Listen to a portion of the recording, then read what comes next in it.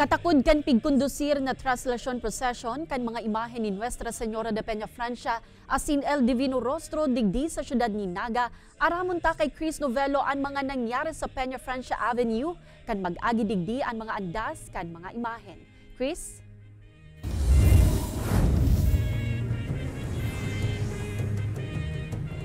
Kate, siringan ikan piglalauman, dagmang na mga deboto ang suminabat asin nagsabay sa andas ni Nuestra Señora de Peña Francia asin man El Divino Rostro sa pag-aga kay digdi sa Peña Francia Avenue, Naga City.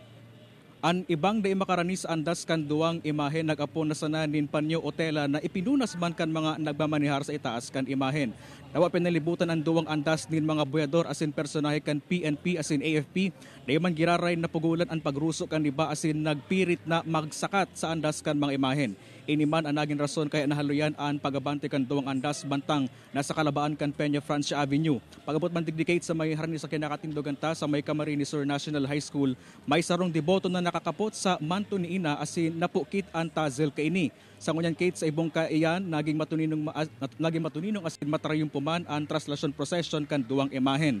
Susugman sa Joint Operation Committee o JOC as of 4:30 kasubago uminabot-subot sa labi 550,000 ang crowd estimate sa traslasyon procession ngunyan na aldaw. Kate.